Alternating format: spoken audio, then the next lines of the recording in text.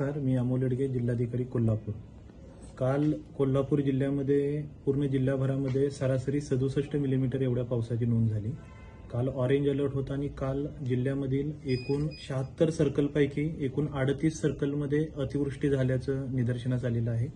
ज्या ज्या सर्कलमध्ये अतिवृष्टी झाली त्या ठिकाणी पंचनाम्याचं काम आहे ते प्रशासनामार्फत सुरू आहे.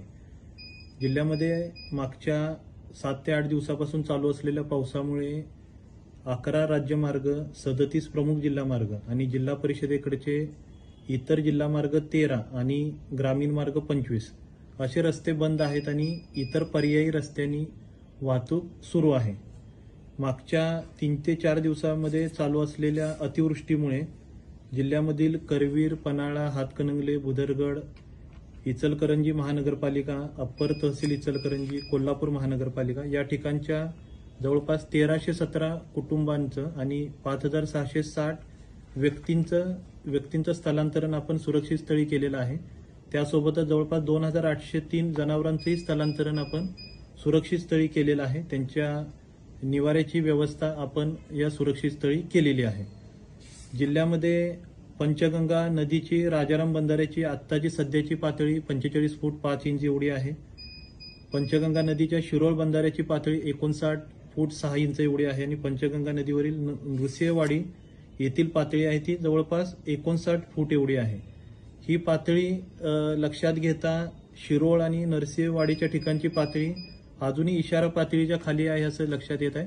पण त्या ठिकाणी सुद्धा तहसीलदार आणि गटविकास अधिकाऱ्यांनी प्रशासन गावोगावी भेटी देऊन परिस्थितीची पाहणी करत आहे आणि त्या पद्धतीने जिल्ह्यामधील सर्व तालुक्यांमध्ये तहसीलदार, गटविकास अधिकारी, तालुका प्रशासन, ग्राम प्रशासन गावोगावी भेटी देऊन परिस्थितीची पाहणी करून आवश्यक ती दक्षता घेत आहे.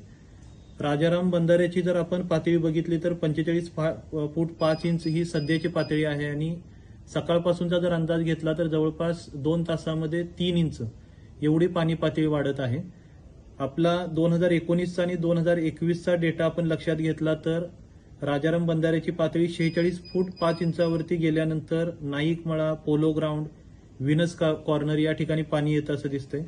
47 फूट 2 इंचावरती शुक्रवार पेठेची पश्चिम बाजू, आयडियल कॉलनी, लक्षतीर्थ वसाहत, पंचगंगा हॉस्पिटल, जामदार क्लब या ठिकाणी पाणी येतं असं दिसतं.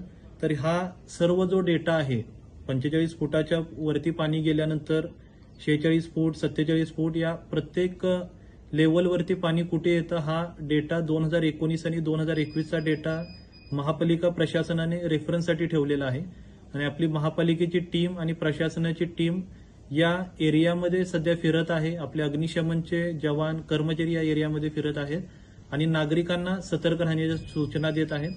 ज्या ज्या एरियामधील नागरिकांनी सध्याची लेवल पाहता आणि संभाव्य लेवलची वाढ पाहता स्थलांतरण केलं पाहिजे त्यांना आव्हान सुद्धा या टीमच्या माध्यमातून केलं जात आहे. सध्या राधानगरी धरणामधला विसर्ग 8640 क्युसेक्स एवढा आहे.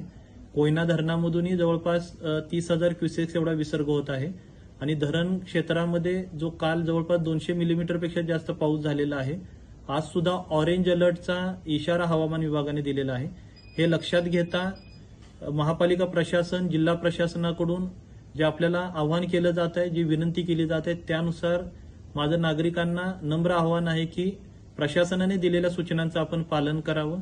रात्रीच्या अगोदर आणि आपल्या भागातील पाण्याची पातळी वाढण्याच्या अगोदरच आपण सुरक्षित स्थळी स्थलांतरण करावं. माहिती आपल्यापर्यंत वेगवेगळ्या माध्यमातून प्रशासनाकडून पोहोचवली जाईल आणि त्यासोबतच आज आणि उद्या पावसाची परिस्थिती पाहता शाळांना सुट्टी दिलेली आहे.